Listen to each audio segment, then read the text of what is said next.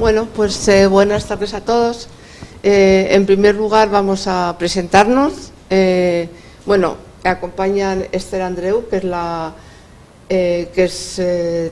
dirige una empresa de arqueología que es Arqueomedia. También diría que es miembro del Instituto de Estudios Madrileños, y diría que es la arqueóloga de Madrid, que os lo he dicho antes, si una referencia en la arqueología del centro de Madrid capital. Esa es Esther Andreu, o sea que muchísimas gracias por venir. Muchísimas gracias. Y en segundo lugar está aquí con nosotros también Raquel González, que es responsable de la promoción turística de la Comunidad de Madrid. Entonces, aquí con estos dos conferenciantes estamos uniendo lo que sería el patrimonio, la arqueología con el turismo. Los dos pilares un poco de este ciclo que estamos presentando, que hoy iniciamos y que va a continuar durante 4 sesiones. Entonces, lo primero, también quería decir que este ciclo lo hacemos en colaboración con el Centro Sefarad de Israel, naturalmente. Es como la tercera edición de este ciclo. Es un ciclo que pretende unir la historia, el patrimonio de lo judío o del judaísmo con su difusión y con el turismo, y lo empezamos hace 3 años a través de una serie de conferencias que se dieron aquí en el Centro Sefarad, pero también en la Universidad Rey Juan Carlos. El año pasado continuó, pese a los temas políticos que había, pero pudimos continuar con visitas de los estudiantes al el Museo Sefardí de Toledo, etcétera, y este año vamos por la tercera edición. Entonces hemos cambiado un poco el tipo de seminario, como lo hacemos. Este año va a consistir en 4 mesas redondas, no hay mesa, pero bueno, son 4 mesas redondas en las que vamos a discutir los diferentes temas.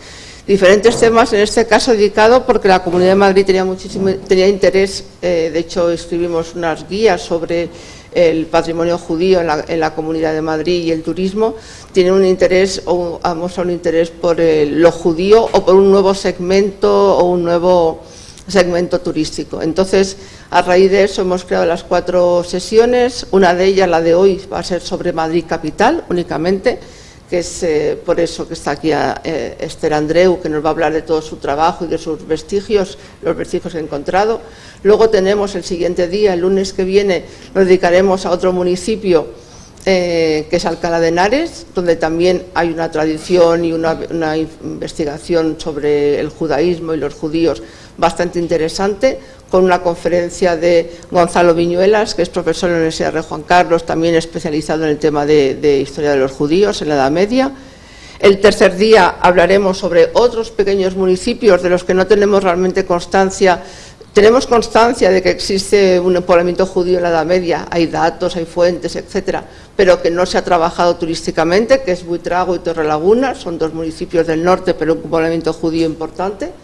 El tercer día, y el cuarto día nos dedicaremos ya a temas de turismo en las grandes redes, es decir, la red de juderías, etcétera. Es decir, otro tipo de producto turístico y otro tipo de difusión turística. Entonces, bueno, eso es el contenido de los 4 días. Les quería realmente agradecer muchísimo el que estén aquí y esperar que les seguiremos viendo en las siguientes sesiones, y esperando que esta primera sea de su interés y que les aporte lo que necesiten y que también es una mesa redonda entre 2 conferenciantes especialmente, pero para todos nosotros, porque realmente aquí en el Centro Sefarad estamos en familia. Y nada más, ahora mismo voy a dar la palabra a Esther, que tiene muchas ganas de hablar, creo, y de contarnos todos sus trabajos, y ya está. Vale, Esther. No sé si se me escucha sin el micrófono. ¿Se me escucha bien? Sí. Vale, pues una cosa vemos. Porque entre el micrófono y... ¿Se pasa aquí? ¿Pasa a ver si lo puedes quitar? Vale. Espera, que falta que nos ponga la imagen. Si pasas ahí, ¿se cambia? No, se cambia.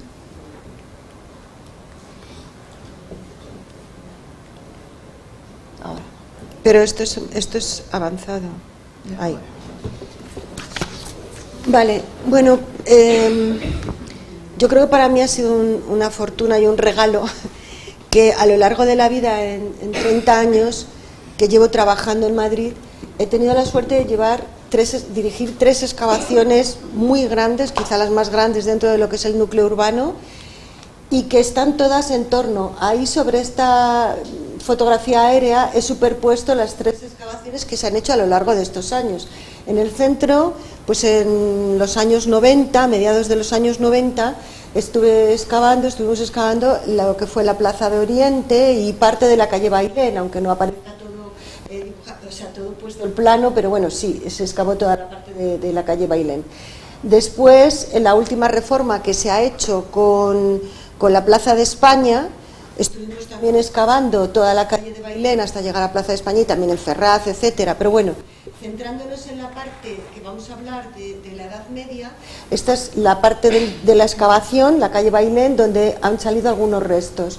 Y entre medias de estas 2 actuaciones, a principios de los primeros años de los 2000, pues estuvimos excavando para el Museo de Galería de Colecciones Reales. Entonces ahí es donde salió también el mayor punto interesante para nosotros de la Edad Media, porque es justo el centro y el cogollo de la Edad Media y del origen de la ciudad.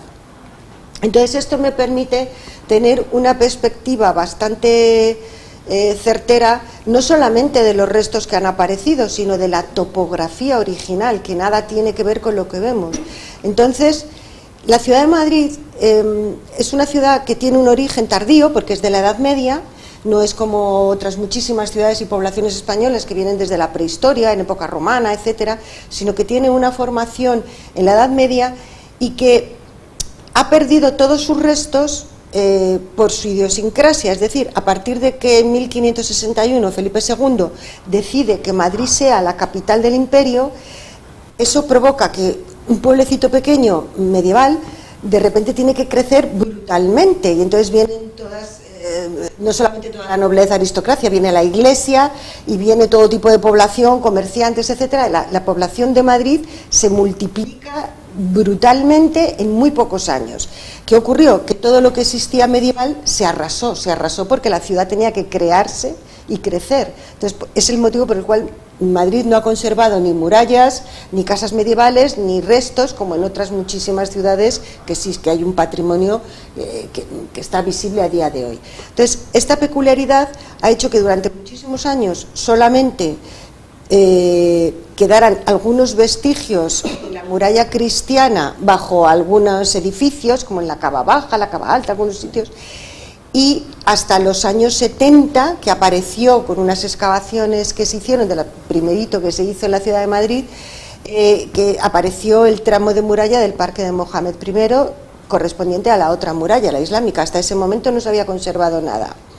A partir de aquí tenemos que, como Madrid no tenía una historia que se viera, y por otro lado era la capital del imperio, del país y de tal, en el siglo XVIII y en el siglo XIX los cronistas y los historiadores intentaron dar unas explicaciones de cómo era Madrid, pero intentaban no despreciarla. El hecho de que no tuviera restos les permitió inventarse unas películas fabulosas.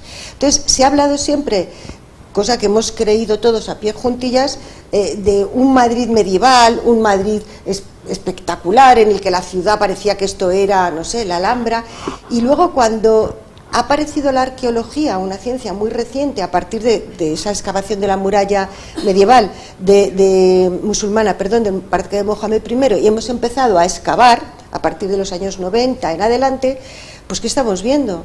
Que nada de esto era cierto, que el Madrid medieval es otra historia que no tiene nada que ver, y entonces hay que rehacerlo, y eso cuesta mucho, porque son muchos años hasta de guías turísticas y de todo, contando una película que no se corresponde con la realidad. Entonces, un poco yo lo que quería contarles es lo que hemos descubierto, y muy interesante y muy vinculado a estas jornadas y a lo que estamos hablando del patrimonio judío. Previo a la ciudad de Madrid, en ninguna de las excavaciones del centro aparecen restos, únicamente donde he indicado ahí con una flecha. Estamos viendo, esta es la Catedral de la Almudena, supongo que se han situado todos, y el Palacio Real. Bien, la flecha está señalando un lugar donde debajo de una de las casas medievales, allá abajo, aparece un visigodo. Pero este pobre hombre no es que vivieran aquí, ni hubiera un poblamiento, ni nada, pues sería un pastor con ovejas y cabras, bueno, él iría con alguien más que le enterró, claro, pero no es que hubiera un asentamiento ni nada de nada. Los estudios dicen que era una persona que había trabajado mucho, una persona de 20 y tantos años, por las lesiones que ya tenía, de peso, etcétera, y no tiene ajuar, no tiene ropa, no tiene nada, muy pobre. Con lo cual es evidente que es alguien que está de paso y se ha enterrado. Bien. Y luego, en esta zona que está aquí indicada por detrás de la Almudena en naranjita, esa zona aparecen unos restos de época carpetana, de la Edad del Hierro, pero igual, arrastrados en un antiguo palocauce, 4 cosas, tampoco nos esté hablando de que haya habido ninguna población ni ningún asentamiento. Luego, Madrid era un territorio totalmente virgen, que esta fotografía me gusta mucho porque me recuerda a lo que debía de ser. Imagínense el Manzanares, que era un poco más lucidito antiguamente que ahora, y luego sería la parte donde está el Palacio Real, la Almudena, lo que sería esta zona superior, la sierra al fondo, en fin, este paisaje a mí me recuerda mucho lo que podría ser en la Edad Media. Bien, ¿cuál es el principio de Madrid? Según hemos deducido por los restos que ya aparecen y todo lo que estamos estudiando. Si la Sierra del Guadarrama durante bastante tiempo fue la frontera entre el mundo musulmán y el mundo cristiano, o la frontera que era lo que llamaban la marca media más firme. Evidentemente fluctuaba en algunos momentos y por algunas zonas, pero era lo más firme. Esta frontera de la Sierra del Guadarrama, como todos sabemos, está llena de torres de vigilancia, de atalayas, por la zona precisamente de Torrelaguna, de Buitrago, todos los pasos, y este planito me gusta mucho porque ahí están resaltados todos los nombres de torres, de poblaciones, de Torrejón de la Calzada, Torrejón de Velasco, Torrejón. ¿Qué quiere decir esto? Que efectivamente era una zona fronteriza donde todos son torres y vigilancias de época musulmana. Y todas estas torres de vigilancia, por si vienen los cristianos, que están situados en las tierras de Segovia, lógicamente estaban protegidos por 3 guarniciones militares importantes, que es donde estaban acuartelados y en caso de que hubiera alguna incursión cristiana, inmediatamente salían estas tropas. Esos 3 asentamientos que los he marcado ahí sería Calatalifa, que está a día de hoy, bueno, quedan unos restos ahí un poco visibles, Talamanca del Jarama sería otro asentamiento de acuartelamiento, y Mairit. Este es el origen de Mairit en el siglo IX, con el refuerzo que hace Mohamed I de la frontera. Y por primera vez se hace un cuartel militar, no una ciudad islámica extraordinaria, un cuartel militar. Y como tal cuartel militar, tiene la perspectiva de la topografía, que digo que hemos ido descubriendo cómo era el terreno originario, es muy importante porque lo que hemos visto es que lo que siempre hemos pensado, que era efectivamente el recinto musulmán, el recinto pequeño de la muralla, este recinto musulmán está rodeado, o bien, como está en todo ese lateral, el barranco, lo que es el Campo del Moro, hacia el río, un barranco que entonces era escarpado, no como ahora, claro, era un barranco escarpado, y fíjense que ese barranco que hay por arriba, ese río que es azul, es el barranco del Arenal, que viene toda la calle Arenal, atraviesa la Plaza de Oriente y sale por detrás del Palacio Actual. El Palacio Actual estaría encima del Alcázar. Por eso, si se fijan, el Palacio Real ahora mismo, donde los jardines de Sabatini, tiene esa altura tan brutal, porque es un baluarte que estaba sobre un barranco que atraviesa en diagonal. Para que se hagan idea, cuando hemos ido excavando en Plaza de Oriente, el barranco va a la altura de la estatua de Felipe IV, que está en el centro de la plaza, ahí arranca el barranco hacia abajo y llega al otro lado, que sería el convento de la Encarnación. Era un barranco de 14-15 metros de profundidad y unos jardines ahí abajo, que luego vemos en los planos posteriores de los siglos XVI y XVII, los huertos de la Priora, y parece que estaban ahí en superficie, pues no, estaban ahí abajo en el barranco. Y todo esto un territorio lleno de arrolladas y de barrancadas que van a caer a ese arroyo del Arenal, con lo cual es lógico que por ahí no había ninguna muralla ni nada, porque no puede ir serpenteando ese terreno. Y en contra de lo que pensábamos, que pudiera ser algo así, cerrado, vemos que lo que disponen es un alcázar para el poder debajo de lo que es el actual palacio y este otro reducto donde estaría el acuartelamiento militar. Y como hemos visto en todos los casos, rodeado por fosos, lo que es al interior. Bueno, aquí vuelvo a hacer una superposición de la zona del alcázar, que tendría su muralla, etcétera, y la zona donde estaría, digamos, todas las tropas, todos los militares. El recinto es muy pequeño, claro, ahora uno si se para a pensar y dices, claro, y del 9 al 11, toda esa fabulación que pensábamos que había una ciudad musulmana enorme, pero ¿dónde? ¿Dónde? Si el recinto es minúsculo. Si lo pensamos bien, es minúsculo, porque todo el trazado posterior de la muralla cristiana, es que es la muralla cristiana del siglo XII-XIII, luego ya no es donde habitaba la población musulmana. Entonces, efectivamente, este acuartelamiento siempre se ha dicho, y es probable, pero no tenemos ninguna prueba, que lo que fue la iglesia de Santa María, es decir, la que estaba aquí enfrente, en la manzana del Anciano Rey de los Vinos, en la confluencia con la calle Bailén, Mayor con Bailén, ¿no? Esta manzanita de aquí enfrente es donde estaba ubicada la iglesia de Santa María, que fue la más antigua. Puede ser que efectivamente reunía las condiciones, es más, la advocación de Santa María era muy típica cuando se repoblaba, con los cristianos repoblaban, pues las mezquitas inmediatamente principales se convertían en iglesia, pues así debió de ser, es probable. Pero en principio podría ser que fuera la mezquita. Yo es que los arqueólogos somos un poco como Santo Tomás, no nos gusta inventarnos películas, o vemos restos o vemos algo que podamos certificar, o para nosotros todos son hipótesis que sabe Dios, si eso será así o no. Entonces, bueno, ¿es muy probable? Sí, es casi lógico, pero bueno, no tenemos una certeza. Y el alcázar militar, donde estaría el poder, que estarían retirados y bien fortificados y con sus fosos separados, el poder del resto de la soldadesca, con esa explanada que es la actual plaza de armas y que siempre tuvo esa función de plaza de armas y nunca estuvo edificada, nunca.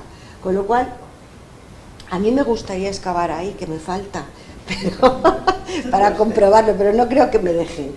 Bueno, el caso es que es importante entender esto porque este es el panorama, bueno, esta es la atalaya que se conserva debajo del parking, debajo justo del Teatro Real. Saben que en el parking apareció esta atalaya islámica, ahí aislada, y ahí se ha quedado, aprovecho a decir, a turismo. Esta atalaya que se dejó ahí conservada no reúne, nunca la ha reunido, pues está ahí desde el año 97. Nunca ha tenido ni condiciones de humedad, ni de luz, ni de nada. Hay un cartel que hice yo, con un dibujo que hice yo, que no se me da nada bien dibujar, y es lo que está puesto. Y la gente yo veo que se asoma a verlo, y van incluso grupos, pero está muy descuidado. Hasta hace 10 o 12 años, yo todas las navidades, como una promesa divina, iba y limpiaba todo eso, porque nadie entra, lo cuidaba, lo limpiaba, hasta que mis hijos me dijeron, mamá, ¿esto lo vamos a heredar nosotros, esta tarea? ¿O cómo es? Y entonces dije, pues es verdad, no creo que deba ser vitalicio. Y ya no he vuelto, y ya nadie más ha entrado ahí, yo creo. La llave la tengo yo en mi casa y nunca me han pedido. Entonces, me parece que es uno de los patrimonios más importantes históricos que tenemos, más antiguos de la ciudad, y lo tenemos ahí absolutamente abandonado. Bien, dicho esto. Esta es la antigua iglesia de Santa María, una de las fotografías de finales del 19, antes de que se demoliese. Está hecha pues como casi desde donde estamos, ¿no? Porque esta es la calle Factor, ahí ya que... No, Factor está para acá. Bueno, es donde bordea, aquí aparecieron esos restos que hay en el suelo, también llenos de moho. Y que fuera la primitiva mezquita de ese recinto, bueno, es muy probable que sea así. Pienso que esta imagen me gusta mucho ponerla porque es como yo me imagino que esto era el superfabuloso Madrid musulmán, un cuartel. ¿Y por qué creo que son restos de tiendas? Porque en todo lo que hemos excavado, ya pequeño es el recinto, pero si en todo lo que hemos excavado, que entre la calle Bailén, de un lado, de otro, por delante de la catedral, más lo que se ha conservado, pues casi es un cuarto del recinto, no ha aparecido ni un solo resto constructivo de ninguna casa, ni de nada donde la gente estuviera instalada, puesto que era un acuartelamiento militar, y en la Edad Media esto era muy frecuente, que vivieran en jaimas, ¿no? Y el alcázar separado y la mezquita ahí. Es que es un panorama muy similar el de esta imagen. Luego, este grabado, que también lo encontramos al final en 1998, estaba en el Metropolitan de Nueva York, y lo publiqué yo aquí por primera vez, y ahora afortunadamente se ha divulgado. Es una perspectiva muy extraña y muy mala, pero para que se hagan una idea, está hecho como si estuviéramos haciendo estamos mirando como desde la puerta de la catedral, ¿vale? Al Palacio Real, hágase una idea. Donde está toda esta gente, esta explanada, es en la Plaza de Armas. La muralla que queda a la izquierda, que es el tramo cristiano que posteriormente unió esos dos recintos de los que hemos hablado, del Alcázar y de la Medina, vamos a llamarlo. Y lo que ven allí abajo a la izquierda es el río, y eso es la casa de campo, el palacete que había en la casa de campo, al fondo, al norte la sierra, etcétera. Bueno, pues aquí podemos ver que el primitivo alcázar, es la imagen y la representación más antigua que hay de los Trastámara, antes de que llegase Felipe II con sus reformas del alcázar, con lo cual vemos que dentro de ese recinto fortificado, porque hay restos del foso que hemos visto en la topografía que existe, vemos que hay unos restos de antepecho, muy derruidos ya, pero una fortificación incluso por el interior del foso. Un puente levadizo, vemos ahí, que estaría situado dentro de esta zona de la Plaza de Armas, pero es que en la Plaza de Oriente, un resto de muro, que acuérdense que los políticos en Gorrinano, los que sean más mayores, se acordarán de toda la polémica que hubo con las excavaciones de la Plaza de Oriente, que si estaba el alcázar, que si yo me lo había cargado por la noche, que no sé qué. Bueno, pues en realidad lo que era la cimentación de un puente levadizo para cruzar efectivamente lo que es la calle Bailén, que en ese momento sería el foso, donde está ahora la Plaza de Oriente. Era un puente similar a esto. Esto ha aparecido, qué lástima, ha aparecido mucho más tarde. No habría tenido tantos problemas en su momento si hubiera tenido este grabado. Y bueno, quería resaltar que también había una mezquita dentro, una antigua mezquita que se reconvirtió en una iglesia, y que cuando se hizo, que era San Miguel de la Sagra, cuando Felipe II hizo las reformas del Alcázar y lo amplió, lo primero que hizo fue sacar San Miguel, lo puso en la Plaza de Oriente, y era luego San Gil el Real, cambio de advocación. Bueno, este es el recinto que se conserva de lo que sería la Medina islámica y la muralla posterior del siglo XII-XIII cristiana, ¿vale? No está cerrado en el cierre de Plaza Oriente, porque ya les digo que yo soy como Santo Tomás, es decir, sé que no cierra atravesando hasta el Alcázar, porque es evidente y lo he excavado y sé que no cierra, y tiene que unir de alguna manera con este recinto. ¿Cómo? Por los altos del Rebeque. No sé exactamente el punto y por tanto prefiero no inventármelo, pero más o menos por algún punto tendría que cerrar más retranqueado, y por la zona más alta, donde no habría este problema de barrancadas y de arrolladas y se podría hacer la muralla.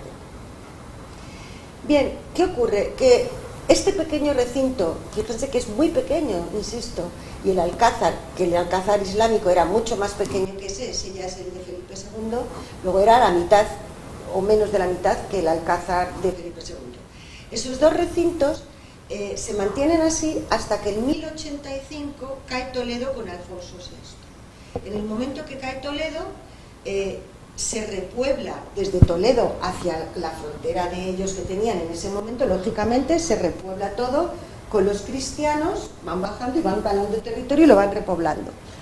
Cuando cae Toledo, en ese momento, hasta ese momento, Madrid formaba parte de una taifa, acuérdense que era la época de los reinos de taifa del siglo XIII, y pertenecía a la taifa de Toledo. Entonces es muy natural, se repuebla, Alfonso VI trae gente de Toledo para repoblar. Como es lógico, un sitio que es un acuartelamiento militar cae en manos enemigas, lo primero que hace es anular cualquier rastro, vestigio de los militares y hacer una población ahí, asentándolo. Es posible que es en ese momento, efectivamente, cuando esa posible mezquita se pase a ser una iglesia cristiana, se crea ya una ciudad grande y en condiciones donde se mete toda esa población que viene. Ojo, ¿y qué hacemos con ese recinto pequeño que está ahí en esa esquina? Se conserva, según hemos visto con la excavación, como judería. Es cierto que en los pocos documentos que existen en Madrid, porque tampoco era una ciudad en la Edad Media grande y por tanto tampoco tiene excesiva documentación, pero bueno, con toda la documentación que tenemos de los concejos hay bastantes referencias, o hay referencias con cierta frecuencia a cuestiones de los judíos, como hasta ahora siempre habíamos sabido. Pues se habla y hay menciones a lo largo, así salpicado, pues haciendo referencia a algún comerciante o por temas de impuestos casi siempre, pero esas referencias que se hacen a la población judía sí que mencionan que viven en el barrio de Santa María. Efectivamente, la iglesia de Santa María es la que, como en toda la Edad Media, cada parroquia es la que da nombre a esa población, a ese pequeño barrio que se genera en el entorno. Entonces sabemos que ese recinto musulmán antiguo del cuartel, ese recinto pasa a ser el recinto que protege la judería y que dentro está la iglesia de Santa María, y a partir de ese momento se conoce como el barrio de Santa María. Bien, pues en el barrio de Santa María lo que dicen los documentos y lo que vamos viendo en las menciones que se hacen es que hasta el siglo XV prácticamente, sí, hasta el siglo XV no se... Bueno, perdón, tengo que decir que no es una población hebrea lo suficientemente grande como para llenar toda la judería. Entonces, ahí se meten conjuntamente musulmanes y judíos. Y por lo que hemos visto en las excavaciones, conviven bastante, son vecinos, es decir, no hay una zona para los musulmanes y otra para los judíos. Hemos encontrado que hay una casa claramente judía y otra musulmana. No es fácil el dilucidar, ahora hablaremos de eso. Bueno, más o menos esto sería el recinto, con partes de las excavaciones. Lo que es calle Bailén y tal no lo he metido porque no aparecían restos, estaba también bastante arrasado. Y estos son los restos, vamos a centrarnos en los restos más importantes. Este trozo que falta aquí es porque es el brazo de la Almudena, ¿vale? Entonces, esto de aquí estaría delante de la catedral, hacia la plaza de armas, en lo que es la plaza de la Armería, y esto es ese recodo que está detrás del brazo de la Armería, que antes les decía, ahí aparecían unos restos carpetanos, que ahora mismo es por donde está la entrada al museo, a la Galería de Colecciones Reales, ¿vale?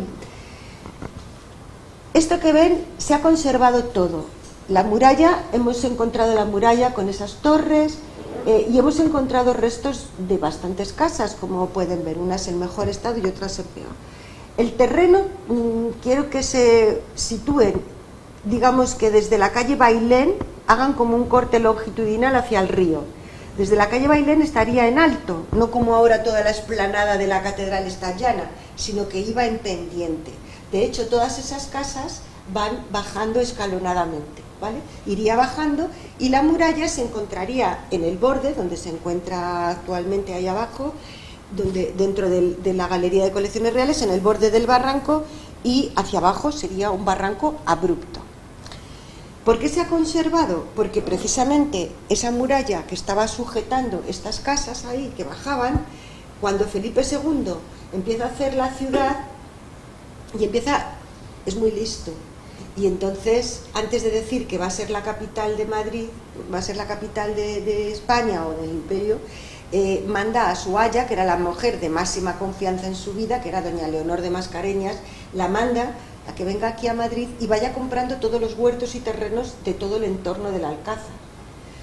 Lo va comprando, entonces cuando ya dice, vamos a hacer Madrid va a ser la capital, claro, inmediatamente quiere venir toda la aristocracia, los nobles, la iglesia, pero todo el terreno en torno al Alcázar es propiedad de la Casa Real y por tanto, por eso no se pueden poner tan cerca y se crea el Madrid de los Austrias, donde estamos ahora mismo, un poquito más alejado, porque todos los terrenos cercanos pertenecen a la Casa Real, ¿vale?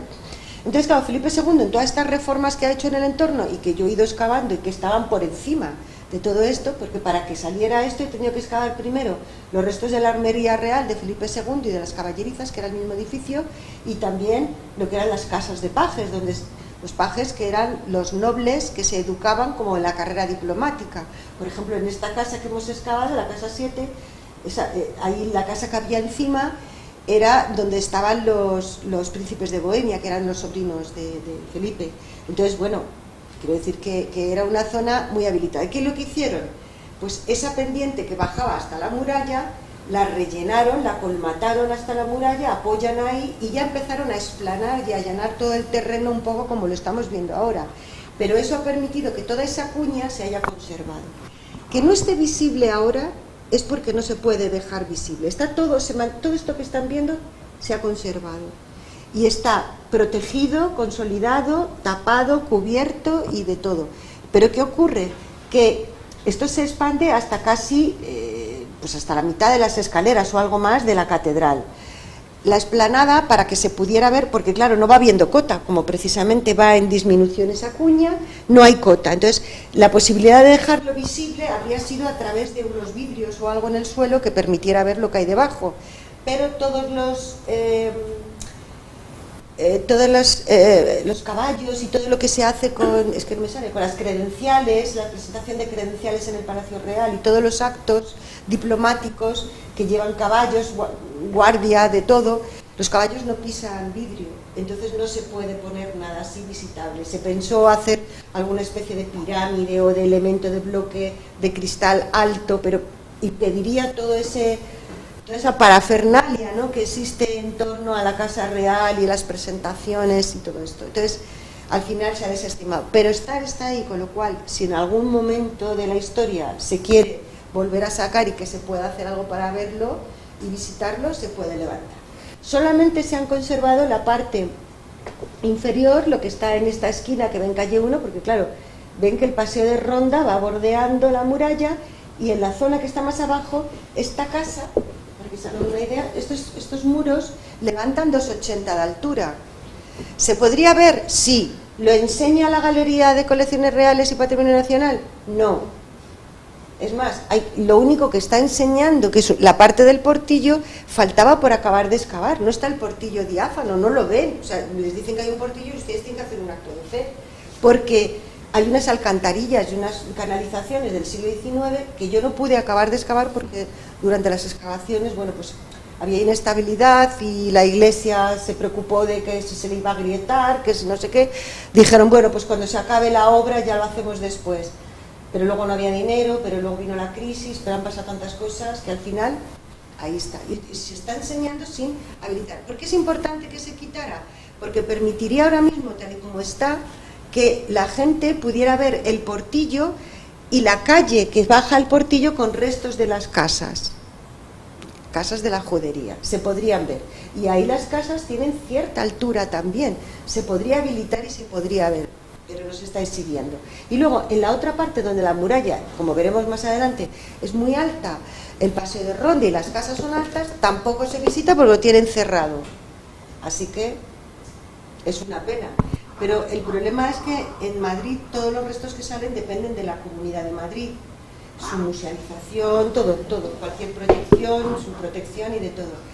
Todo lo que pertenece a Patrimonio Nacional depende del Ministerio de Cultura, no depende de la Comunidad de Madrid. Con lo cual, hay un problema, y es que yo creo que los restos más importantes, o al menos los más antiguos que tiene la Ciudad de Madrid, la propia Comunidad de Madrid no tiene mano para poder mostrarlo o sacarle un rendimiento turístico que me parece que lo tendría. Yo he intentado en Patrimonio Nacional... Yo me salgo un poco de explicar esto, pero quiero transmitir, porque es que es una historia que yo llevo muchos años. Yo intento siempre hacerles ver que yo creo que habría mucha gente que vendría de Madrid o de fuera de Madrid o extranjeros que irían simplemente a ver eso y ya de paso entrarían a ver la galería. Igual que gente que va a la galería pasaría a ver los restos medievales. Y se podía hacer algo como en el Louvre con el donjon.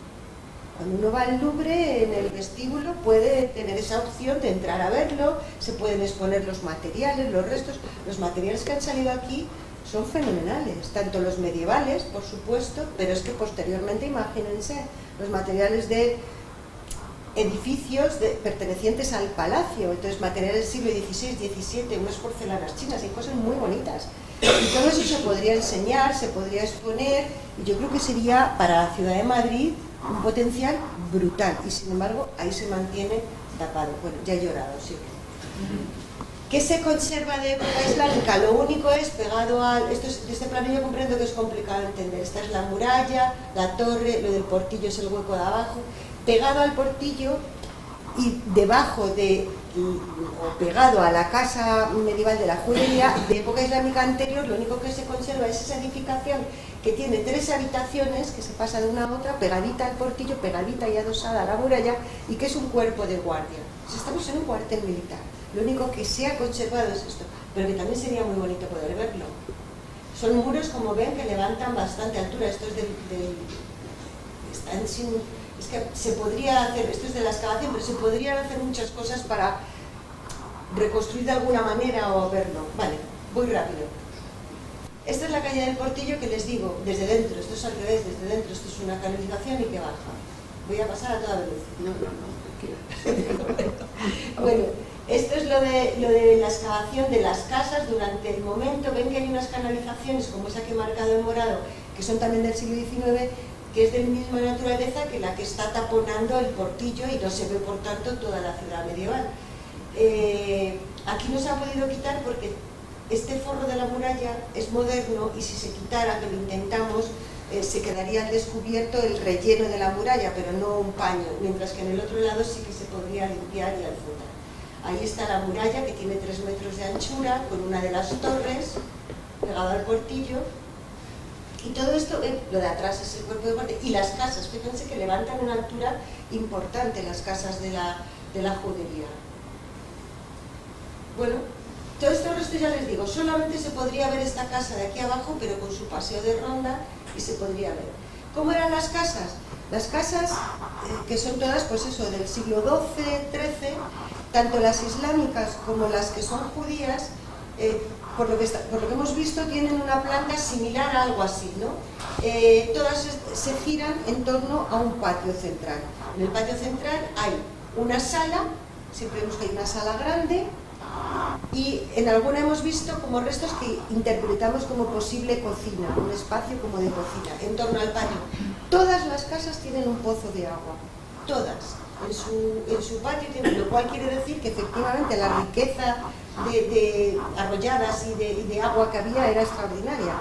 Y debajo de las escaleras que suben a la planta superior, que es donde estarían las habitaciones, es donde encontramos, en un par de casas hemos encontrado restos de las letrinas, de las fosas sépticas que salen a la calle por debajo. Incluso hay un ejemplo de 2 casas, una es judía y la otra no sabemos, que comparten esas fosas sépticas, ¿no? Y se sacan. Esta sería un poco la estructura más o menos para que se hagan una idea de todas las casas. ¿Cómo diferenciamos? Por tanto, si la construcción es igual, ¿cómo diferenciamos si es musulmana o es judía? Pues depende de los elementos que encontremos, materiales muy concretos, porque si no, lo que es la cerámica de cocina o de diario de las casas eran exactamente igual, pero claro, también eran igual a la de los cristianos, que irían a la misma mercado, que estaría por cierto aquí en la Plaza Mayor o por todas estas. Entonces irían y comprarían lo mismo. Entonces, o encuentras restos de alguna vajilla un poco especial o de algún elemento, algún constructivo o material característico, o nos es muy difícil. ¿Qué nos ayuda mucho?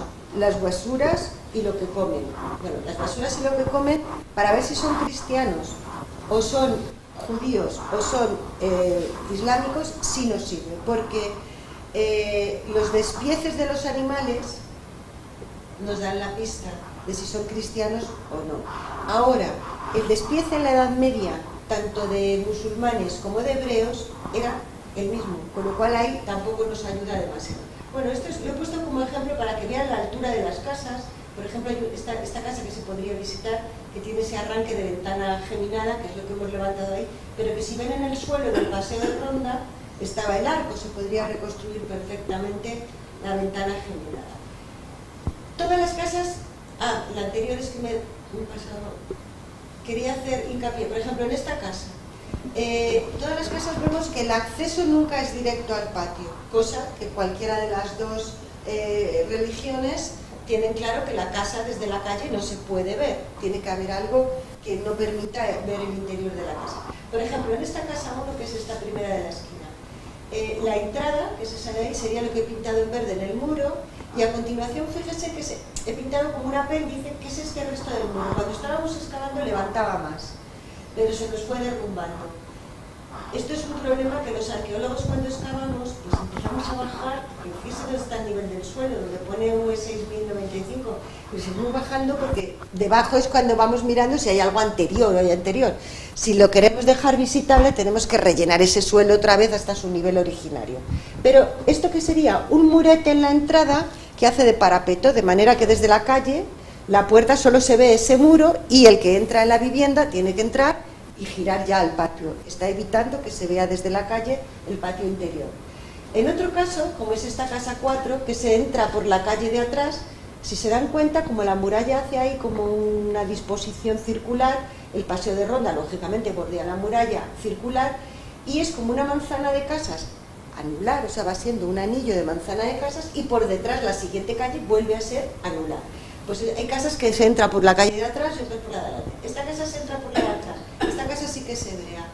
Y en esta se entra por atrás, ¿y qué se hace? Que se entra directamente a un establo. Con lo cual, desde la calle lo que estás viendo es el establo, no estás viendo la casa. Y desde el establo ya se accede al patio, por su pozo, como todas. ¿Por qué sabemos que esta es hebrea? Estamos en la calle de atrás, en la calle paralela, y ahí tienen las jambas de la puerta donde con la flechita he señalado está el hueco para la mezuzá. Con lo cual sabemos que esta es hebrea, no hay duda. En otra hemos encontrado este resto de vajilla de Sabbat. Pues ya también tenemos una pista de que esa vivienda estaba siendo utilizada por judíos. En este caso, esta otra casa, pues ya ven que va una seguida de otra, tenía en el paseo de Ronda, que es donde está la puerta, que sería aquí, pues aquí caído en el paseo de Ronda estaba este resto de yeso de un alfiz de la puerta que estaría puesto encima de la puerta de entrada al patio, donde tiene unas inscripciones cúficas musulmanas de Alá es el poder de Alá pone el poder de Alá, con lo cual sabemos que esa vivienda era de musulmanes. O sea, si no aparece un elemento singular, bien de construcción o bien de material, nos es muy difícil. Vemos que desde luego cristiana no es la vivienda, pues por este tipo de construcciones, de evitar la entrada y donde están ubicadas. Esto es lo que les hablaba un poco de los despieces, que nos da idea. Y luego este elemento que me parece muy interesante y que yo esto que me llevó muchísimo tiempo darme cuenta de lo que era. Y es que muchas de las casas, bueno, todas las casas, si se fijan, tienen un muro que sale al paseo de Ronda. Todas las que van saliendo al paseo, que es lo que he marcado en azul o en verde, ¿no? Pero que no es que sea algo que se pega a la casa, sino que el propio muro de la casa, cuando sale al paseo de Ronda, tiene como hasta la mitad. Y esto nos volvíamos locos, y ¿esto para qué será? Este muro que está tan incómodo aquí en la mitad del paseo de Ronda. Hasta que un día, haciendo un trabajo en Toledo, vi a un hombre que vendía unas acuarelas y dije, anda mi madre, es esto. Claro, entre la muralla y las viviendas había este tipo de cierres, y nosotros lo que encontramos, claro, es este tramo pegado a la casa, a las casas, estos tramos. Este tipo de cierres que efectivamente hay más ciudades musulmanas o judías en la Edad Media en el país que tenían cierres de puertas, de tal manera que cada casa tiene su puerta de la que es encargado de cerrar en un momento dado. Y esto es un sistema de protección que tenía la judería. La ubicación está muy bien porque están enfrente del alcázar, enfrente del poder, que siempre se instalan las juderías lo más próximo al poder para que en un momento dado les pudieran defender. Y esta protección es quizá por lo que hay una mención en un documento del siglo XV, también del Concejo, que habla del castillo de los judíos. Y ha habido algún historiador que decía, pues eso es que había un castillo. No, se refieren a esto, castillo en el sentido de lugar fortificado, lugar protegido, no solamente por la muralla que lo estaba protegiendo el perímetro, sino que internamente de alguna manera podían hacer cámaras estancas y protegerse. Y ya está. O me lo he apagado yo, no me acuerdo.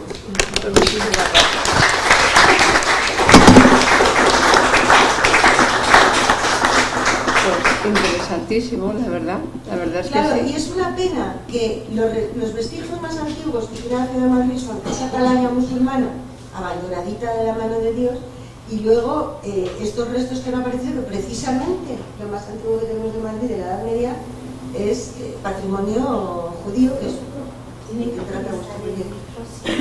El micro. Ay, por Dios. No, nada.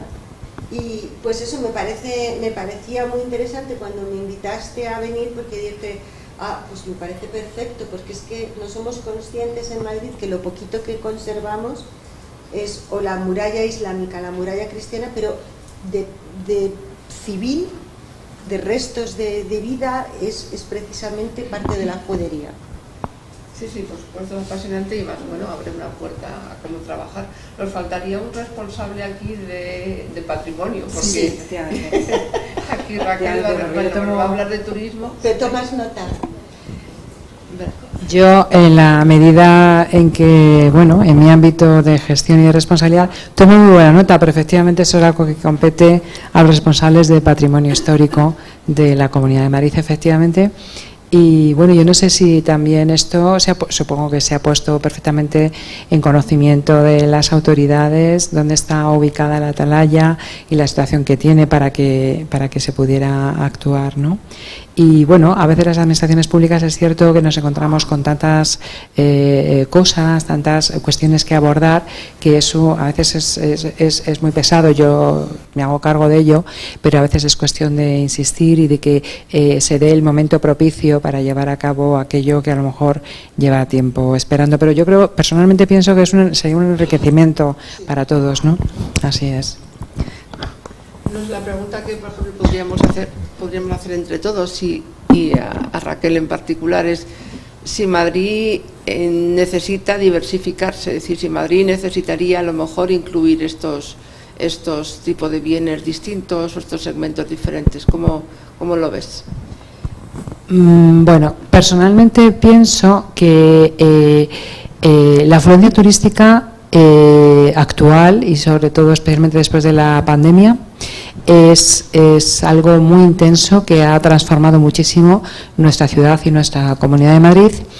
Y verdaderamente yo no puedo afirmar que tengamos una necesidad de sacar más tesoros turísticos para ofrecer a los visitantes, porque ya de por sí la Comunidad de Madrid ofrece una pluralidad de productos turísticos que van desde cultura, gastronomía, ocio, compras, cicloturismo, experiencias en la naturaleza, actividades de turismo activo, disfrute de bodegas y enoturismo, etcétera, etcétera, etcétera, un largo etcétera. Es decir, que por supuesto se puede siempre, además, desde un punto de vista cultural, intensificar la oferta turística a los visitantes sin ninguna duda.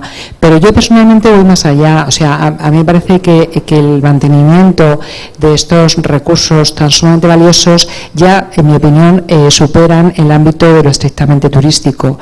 Y es que todos los ciudadanos y todos los seres humanos en general tenemos un derecho al conocimiento y el conocimiento de la verdad, el rigor histórico, y contar con este tipo de recursos es algo muy valioso, mucho más allá de la promoción turística que se pueda hacer de ellos. Y lo digo yo, que soy la responsable de promoción turística, pero quiero decir que aparte de que todos somos también turistas en algunos momentos de nuestra vida, pues tenemos un afán de saber que es la cosa quizá más humana que existe, ¿no? O sea que...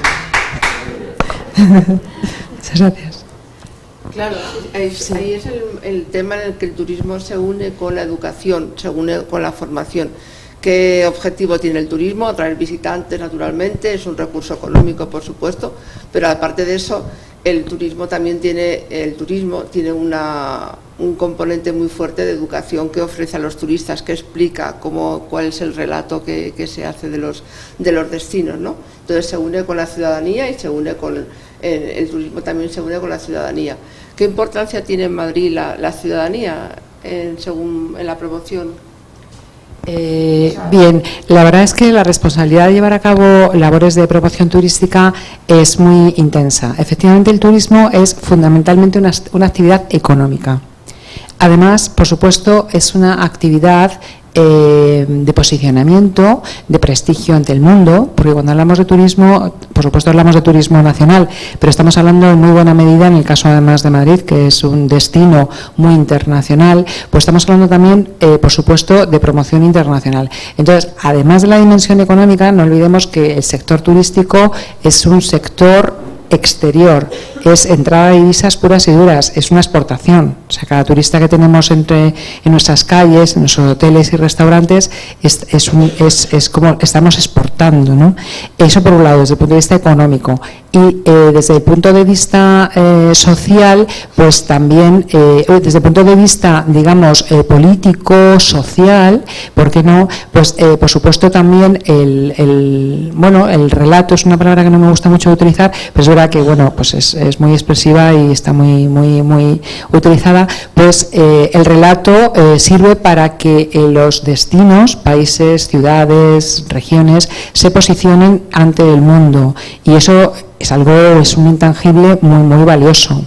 Es por eso también que en el caso, por ejemplo, concretamente de Madrid, la cultura tiene un papel muy destacado, porque nosotros somos fundamentalmente un destino cultural, sin ninguna duda, debido a la posición que Madrid ha tenido como capital del Estado, efectivamente, desde el reinado de Felipe II, cuando se instala la corte con carácter permanente en la Villa de Madrid. Pues entonces, efectivamente, al ser la capital de un Estado, y no de un Estado cualquiera, sino de un Estado que fue el rey del mundo durante siglos, pues efectivamente, como capital del imperio, pues aquí se atesoran, tenemos unos recursos culturales de primerísimo nivel que contrastan además con la oferta que hacen muchos otros destinos europeos que han tenido su época de esplendor en los siglos XIX y XX y que hoy vemos como grandísimas ciudades, pero claro, recordemos que es que Madrid, su época de esplendor fue muy anterior. Entonces, no me quiero ir por los cerros de Úbeda.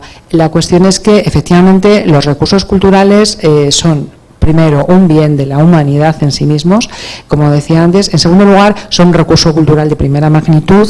Nosotros abogamos mucho por un turismo de carácter cultural, primero porque nos sentimos un destino cultural, porque es una manera además muy importante de valorar, de prestigiar y de proteger nuestros bienes culturales y patrimoniales, y además también porque es el tipo está apegado al consumo, al disfrute, mejor dicho, al disfrute de bienes culturales. Es un tipo de turista que es el que queremos. No queremos un turismo de borrachera, no queremos un turismo rápido y fácil, es un turismo que queremos, es uno de los objetivos que tiene la Comunidad de Madrid, que es habitual en otros destinos también.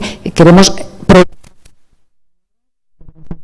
tranquilo, que ponga en valor nuestra historia, nuestra cultura, que sea un turismo no de rápido consumo, sino que se impregne de los contenidos, que sea en principio además un turista fiel, que repita la visita, que se convierta en prescriptor del destino Comunidad de Madrid para sus allegados en sus países de origen, etcétera, etcétera.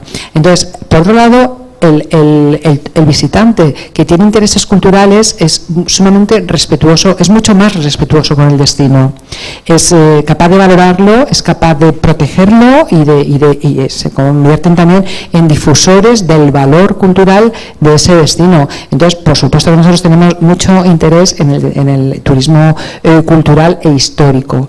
Dentro del destino de la promoción cultural, por supuesto, la parte histórica y patrimonial es clave, es esencial. Y lo que comentabas anteriormente, o creía que si hablábamos, por ejemplo, por el hecho de la posibilidad de generación de rutas.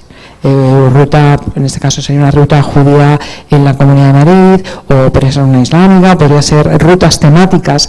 Es algo que se ha puesto muy en boga en muchos destinos, porque cada vez se intenta generar articular relatos que justifiquen las visitas y las experiencias turísticas. Si hay las claves son uno, experiencia, y otro, relato. Bueno, yo soy un poco crítica también con ellas, pero es verdad que son dos expresiones que han hecho mucha fortuna, porque son algo muy expresivo de lo que demanda el visitante actual.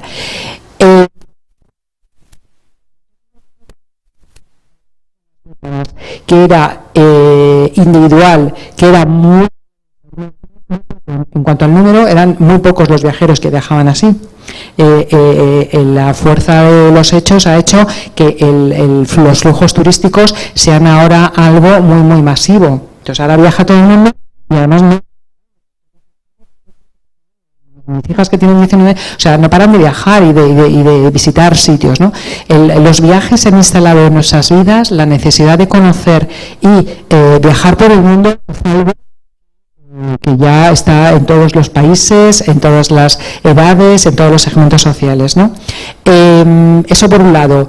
Pero claro, ese viajero rápido que cambia tanto de destino no es ni mucho menos un viajero informado con cartel previo, es un viajero al que hay que facilitarle el flujo turístico, y aquí viene también la segunda palabra a incidir, que es la palabra experiencia. Hay que facilitarles la experiencia, cosa que antes el que viajaba ya se buscaba por sí mismo la experiencia. Realmente hoy, por ejemplo, nos encontramos con que las más grandes instituciones culturales, yo hablo del caso de Madrid, pues que tienen los grandísimos tesoros, pues están también preocupados en generar experiencias. Y yo digo, caramba, pero qué mayor experiencia hay que en un museo que las propias obras que se exponen. No me parece, pues sí, aún así están generando experiencias. ¿Y cómo persiste esto? Porque al viajero mucho el tránsito por el destino, el disfrute, el viajero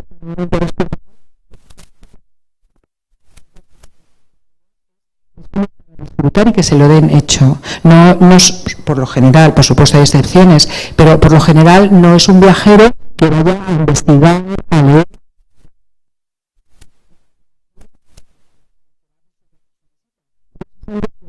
Entonces hay que darle rutas, por ejemplo, rutas tematizadas de todo tipo, pueden ser históricas, pueden ser culturales, como sería, por ejemplo, el caso de si se hiciera en la Comunidad de Madrid una ruta sefardita, que sería, sin ninguna duda, algo muy, muy bonito.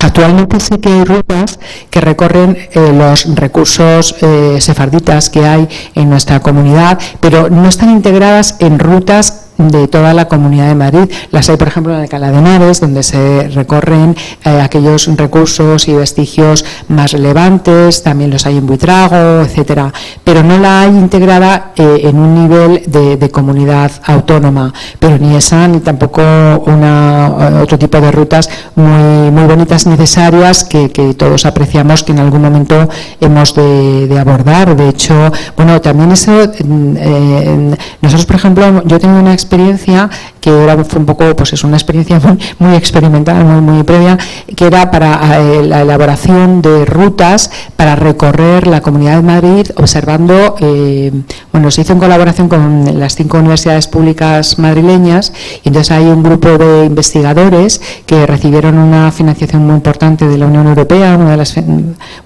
financiación importante de la Unión Europea, pues involucraron a un montón de investigadores para localizar rutas de ida y vuelta. Si bien siempre se ha estudiado con frecuencia la influencia española en la América española, pues estos investigadores estaban investigando lo contrario. ¿Qué influencia habíamos recibido, concretamente en Madrid, del mundo americano? Y entonces aquí hicimos un trabajo muy bonito, los investigadores hicieron un trabajo magnífico, además que esto no era una ruta hecha así al burro, o sea, estaban tematizadas con un rigor histórico formidable, pero además luego estaban también con un afán divulgativo para público general, con lo cual tenían investigación histórica. Pues la verdad que fue algo muy, muy bonito. Y eso, además, tenía el valor de reconocer que la influencia no fue solamente en una línea, ¿no?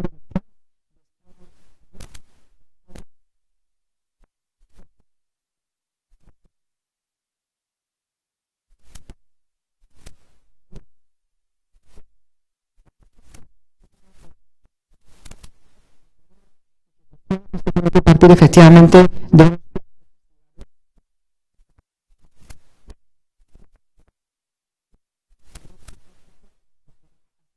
semejante con todo el legado sefardita, que yo creo que sería un bien para todos, no solo para el disfrute de los visitantes turistas, sino también de todos los ciudadanos, no hay ninguna duda. Sí, está alguien levantando la mano, no sé si es que era... Sí. Sí, volviendo, ¿se me oye? Sí. Sí. Volviendo al título de la charla, que es la historia de los judíos en Madrid, la profesora antes ha hablado que a partir del siglo XI esta zona, esta judería es compartida por judíos y por islámicos. Aparentemente desde el siglo XI. ¿Hasta qué momento se mantiene esa judería ahí? ¿Durante cuánto tiempo? Y más en convivencia. O sea, Y esta es una pregunta. Y la otra, ¿qué teoría tiene la profesora sobre la famosa atalaya esa que tanto ha cuidado ella, que está exenta, separada de todo y que al día de hoy no se sabe realmente qué hacía separada del resto de la estructura o del resto del entorno musulmán? Gracias. Pues mira, con respecto a la primera pregunta, efectivamente desde el primer momento se reutiliza para las dos aljamas que se asienten en este recinto, y ahí tienen prohibido, como vemos en los libros del concejo, como vemos, tienen prohibido el salir, sí el tener sus comercios.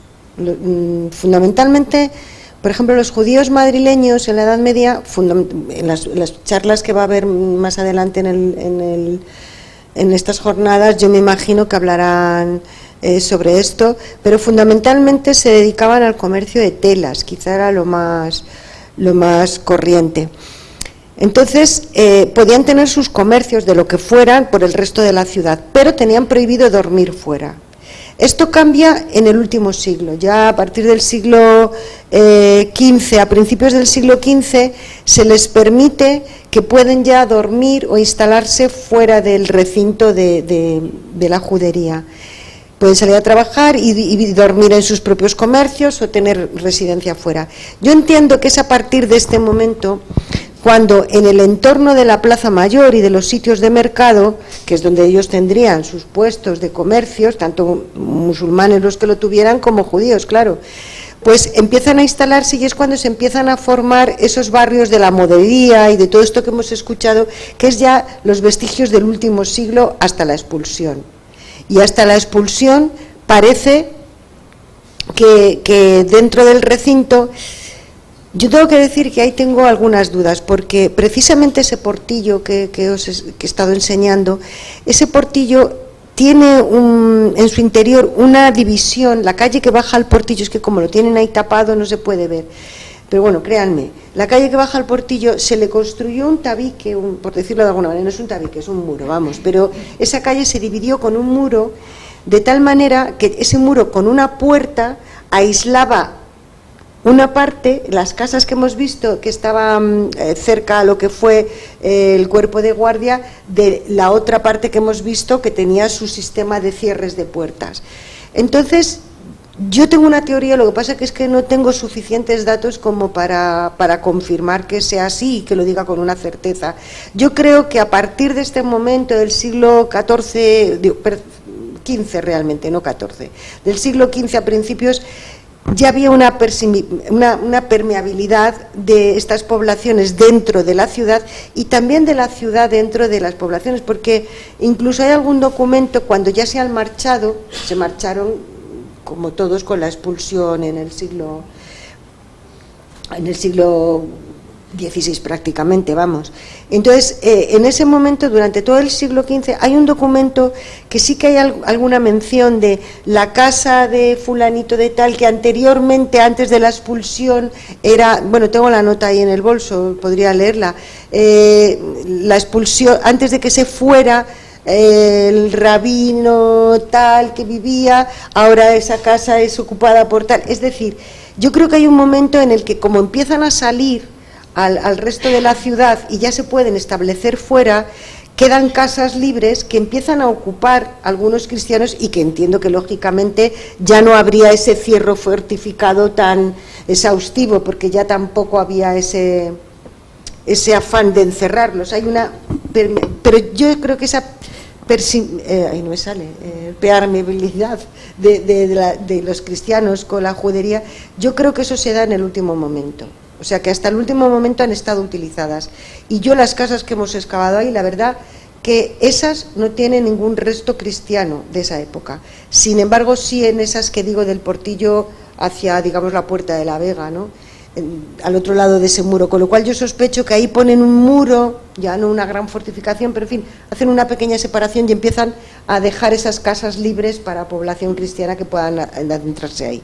Y en cuanto a la atalaya, pues es una torre de vigilancia, y teniendo en cuenta que el alcázar musulmán era bastante más pequeño y estaba en la cornisa, en esa esquina, más apartada, con todos esos barrancos, todo el espacio hacia lo que era el barranco donde luego estuvo el convento de Santo Domingo, la actual plaza de Santo Domingo, y hacia la Puerta del Sol, para entendernos, todo ese espacio del barranco del Arenal, eso quedaba sin control y sin supervisión. Entonces es una atalaya de vigilancia, es una torre de vigilancia. Por otro lado, en esa torre de vigilancia vigilaría el interior, efectivamente, pero también tiene otra perspectiva de la sierra, porque desde ahí también se vería. Es que ahora, como tanta construcción, no nos hacemos a veces idea del paisaje que podían tener.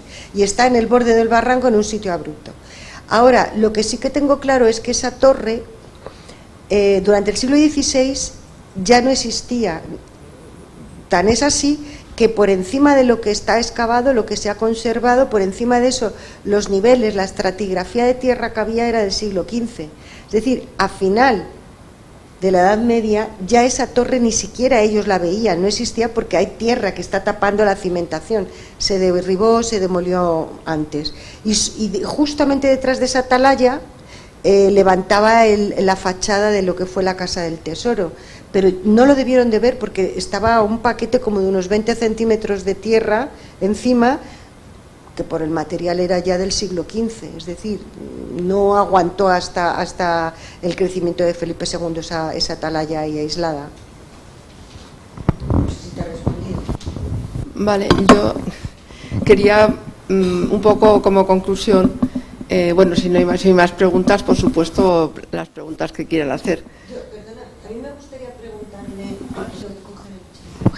gustaría preguntarle a Raquel, no lo sé, yo no tengo idea, por eso te quería preguntar, este tipo de rutas que estáis mencionando del interior, igual que hay ahora unas de bodegas, y en fin, efectivamente son temáticas, ¿no? Y que estaría fantástico esta ruta posible por la Comunidad de Madrid siguiendo las poblaciones o los restos sefardíes. Pero mi pregunta es, ¿este tipo de turismo que va por el interior de la Comunidad de Madrid es turismo nacional? Es la visión que yo tengo, es la idea que yo tengo, más que extranjero, ¿entiendo o no? Pues no, en absoluto. O sea, actualmente la Comunidad de Madrid tiene más o menos la mitad del turismo es de origen español, o sea, de origen español, quiero decir que son residentes españoles y la otra mitad son residentes, son turistas internacionales. Hasta hace pocos años el turismo internacional se concentraba fundamentalmente en la capital, en la ciudad de Madrid, y menos en el territorio del resto de la Comunidad de Madrid. Pero hemos hecho un grandísimo esfuerzo de visibilización de todos los recursos que tenemos en la región, tanto culturales como de otro carácter natural y rural. Pues hemos creado productos turísticos como Patrimonio Mundial en Madrid, que son los destinos que han sido declarados por la UNESCO Patrimonio de la Humanidad, que en nuestro caso son, además del paisaje de la luz en el centro de la ciudad de Madrid, pues tenemos también San Lorenzo del Escorial, Aranjuez y Alcalá de Henares, aparte del Hayedo de Montejo, que ha sido declarado por la UNESCO Patrimonio Natural de la Humanidad. Eso por un lado. Luego tenemos otro producto turístico que es las villas de Madrid, que son 11 localidades, entre las que se incluye, por ejemplo, Buitrago de Lozoya, Torrelaguna y muchísimas otras, hasta 11, y que no tienen el reconocimiento de la UNESCO de Patrimonio Mundial, pero que tienen grandísimos recursos turísticos. Estamos hablando de Rascafría, por ejemplo, estamos hablando de Manzanares el Real, estamos hablando de Buitrago del Lozoya, de Patones, de Chinchón. Claro, todo esto ha permitido visibilizar muchos recursos culturales más allá de la ciudad de Madrid. Luego, contamos con una excelente gastronomía también en la región. Eso ha sido un atractivo también importante. Hotelería, no la hay de 5 estrellas, pero hay una hotelería, una importante planta hotelera en toda la región. Aparte, hemos desarrollado productos turísticos tan importantes como Cicla Madrid, más de 400 kilómetros de vías ciclables que la Comunidad de Madrid ha puesto a disposición, señalizándolas con toda la señalética, etcétera, y recuperando para ello vías pecuarias y también vías férreas en desuso. Entonces ha sido un esfuerzo muy grande, pero bueno, ahí está. Y luego la promoción del Vinos de Madrid. Sabéis que Madrid es la única capital mundial que cuenta con una denominación de origen de vino propia, y eso es por el excelente entorno natural que tenemos en Madrid. Y activo en la naturaleza, el senderismo, la escalada, la pedriza, es una referencia europea brutal, es el mejor sitio donde hacer escalada de toda Europa, etcétera, etcétera.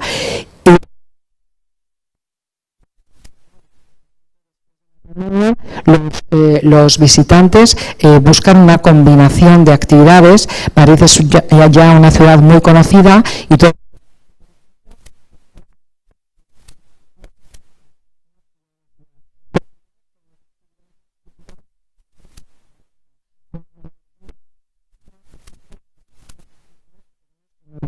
Somos la región de España con mayor densidad de ganadería de toros, o sea, tenemos una cantidad de recursos y de cosas para ofrecer muy alta, porque además tenemos un territorio pequeño, pero una concentración de recursos turísticos.